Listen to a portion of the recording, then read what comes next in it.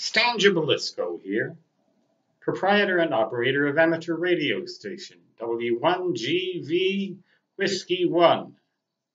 Good vibrations. It is October 29, 2018. It's hard to believe that it's that date, seeing as it's practically 70 degrees and sunny outside here in Lead, South Dakota. High in the holds. But it is, and that's the way things go sometimes. I don't mind if they keep it up. As for the subject at hand, a viewer has suggested ideas for indoor antennas, small indoor antennas, and in particular, he asks me what I think of the small Magloop or magnetic loop antenna for transmitting and receiving. A number of such antennas are on the market made by commercial manufacturers, and they work quite well, generally above 14 megahertz. You get down below that and the efficiency just gets to be a real bugaboo. The problem is that the small size of such an antenna means that the radiation resistance will be very low.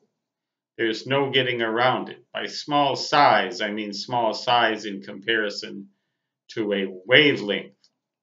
And at 20 meters, of course, a loop that is only 2 meters in diameter would measure only, a tenth of a wavelength. The radiation resistance would be a small fraction of 1 ohm. And in order to get any good efficiency, you would have to have the actual resistance in the whole system be a good deal smaller than that. And such small practical resistances are very hard to attain. And when you do attain them, matching them,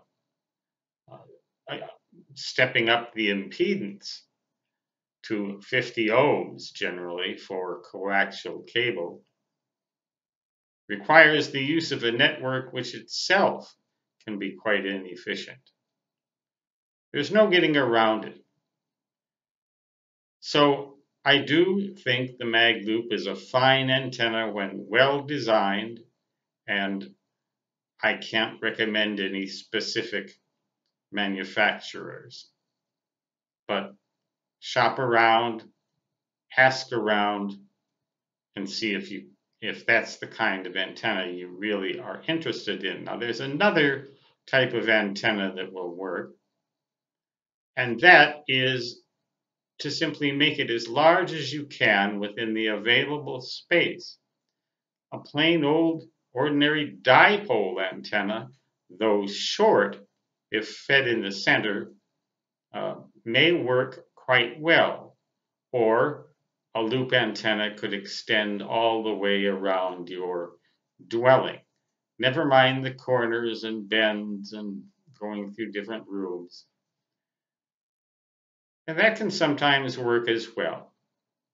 One of the major problems with indoor antennas in high-rise buildings or apartment buildings, besides the EMI to and from other people's electronic equipment, is the fact that concrete and steel, they practically preclude the use of any indoor antenna. As you might guess, they shield everything practically at wavelengths like 14 megahertz. You'd have to get into the microwaves in order to get around that. And the wiring itself, the building wiring itself, produces kind of a cage of shielding, and not only does that shielding act as a cage from keeping the radio frequency energy from getting in and out very well, it picks up that energy and havoc can be the result. So indoor antennas are always a compromise, nevertheless.